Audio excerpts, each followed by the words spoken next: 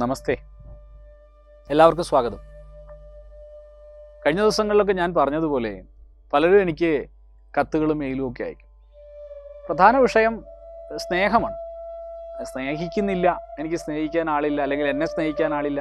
ഇതൊരു പ്രധാന പ്രശ്നമാണ്. യഥാർത്ഥത്തിൽ സ്നേഹം എന്ന് പറഞ്ഞാൽ എന്താണ്? ആരും നമ്മെ സ്നേഹിക്കുന്നില്ല എന്ന് പറയും.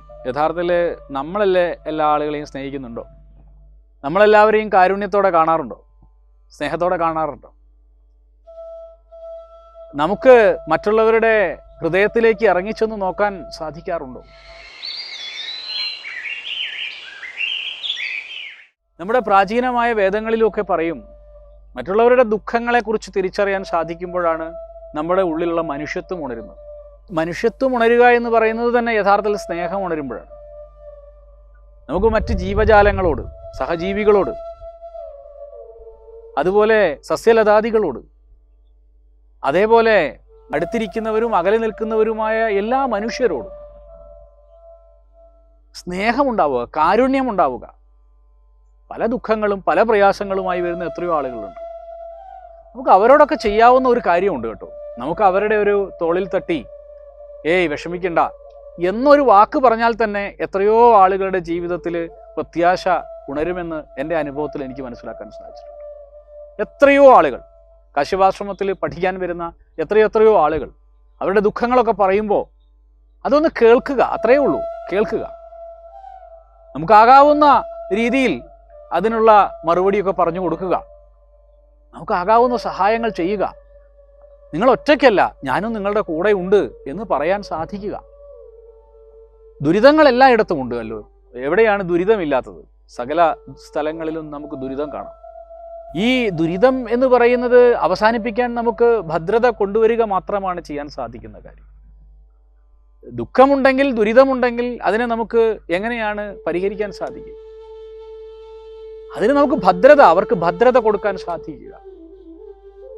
ആഹാരമില്ലാത്തവന് ആഹാരം കൊടുത്തും, വെള്ളമില്ലാത്തവന് വെള്ളം കൊടുത്തും, വസ്ത്രമില്ലാത്തവന് വസ്ത്രം കൊടുത്തും, സ്നേഹത്തിൻ്റെ കാര്യത്തിൽ മരുഭൂമിയായിരിക്കുന്ന മനസ്സുകളിലേക്ക് സ്നേഹമാകുന്ന വർഷം ചൊരിഞ്ഞും നമുക്ക് നമ്മുടെ ഉള്ളിലുള്ള കാരുണ്യത്തെ പ്രകടമാക്കാൻ സാധിക്കും.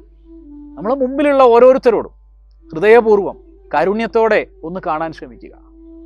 എന്തെല്ലാം പ്രതിസന്ധികളാണ് ലോകത്ത് നമ്മൾ കാണുന്നത്. ആ പ്രതിസന്ധികളെല്ലാം നമ്മൾ കേൾക്കുന്ന സമയത്ത് നമുക്കൊരു കാര്യം മനസ്സിലാവും കേട്ടോ.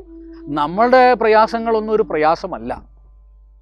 അനേകം പ്രയാസങ്ങളുള്ള എത്രയോ ആളുകൾ നമ്മളെ ചുറ്റിലുണ്ട്. ആ പ്രയാസത്തിൽ കിടന്ന് ദുഃഖിക്കുന്നവരായതുകൊണ്ടാണ് പലരും നമ്മെ ശ്രദ്ധിക്കാത്തത്. അല്ലാതെ അവർക്ക് നമ്മളോട് സ്നേഹമില്ലാത്തത് കൊണ്ടൊന്നുമല്ല. ആർക്കും നമ്മളോട് വിരോധമൊന്നുമില്ല. നമ്മളെ മനസ്സാണ് തുറന്ന സമീപനത്തോടെ കാര്യങ്ങളെ കാണേണ്ടത്.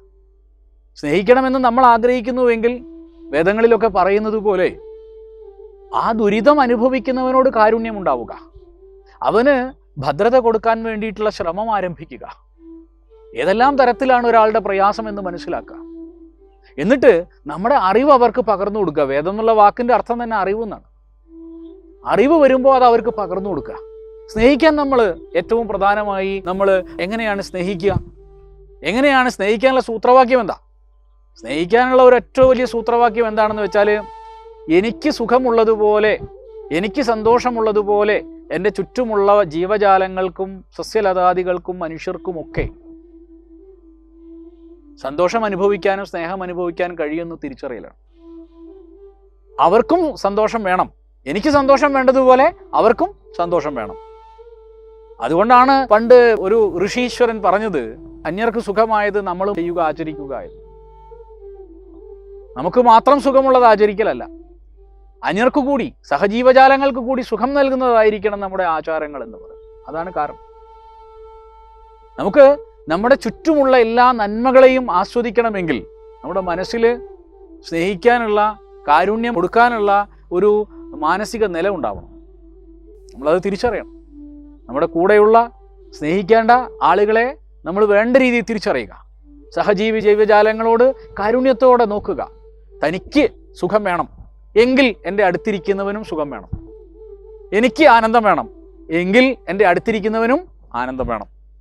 അങ്ങനെ തിരിച്ചറിഞ്ഞുകൊണ്ട് ചിന്തിക്കാൻ തുടങ്ങിയാലോ, അപ്പോൾ നമ്മളെ ഉള്ളിൽ ചെറിയൊരു പരിഗണന മറ്റുള്ളവർക്ക് കൊടുക്കാൻ ആരംഭിക്കും.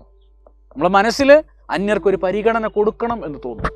ആ പരിഗണന കൊടുക്കലാണ് യഥാർത്ഥത്തിൽ സ്നേഹം എന്ന് പറയും. അത് ഒരു വൺ വേ ട്രാഫിക് അല്ല. നമ്മൾ അങ്ങോട്ട് സ്നേഹിക്കുക, ഇങ്ങോട്ട് ആരും സ്നേഹിക്കുന്നില്ല എന്ന് തന്നെ ഇരിക്കട്ടെ, നമുക്ക് അങ്ങോട്ട് സ്നേഹിക്കാം. ഇന്നു മുതൽ നമുക്ക് ആരോടും, നമ്മളെ ശത്രുത പ്രഖ്യാപിക്കുന്നവരുണ്ടാകാം, നമ്മളെ വിരോധിക്കുന്നവരുണ്ടാവാം, അവരതൊക്കെ ചെയ്തോട്ടെ. എങ്കിലും നമുക്കവരോട് വിരോധം വെക്കാതെ സ്നേഹിക്കാൻ ശ്രമിച്ചു നോക്കാം.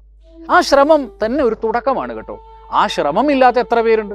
നമുക്കൊന്ന് സ്നേഹിക്കാൻ ശ്രമിച്ചു നോക്കാം. നമുക്ക് ചുറ്റുമുള്ള ആളുകളെ സ്നേഹിച്ചു തുടങ്ങാം.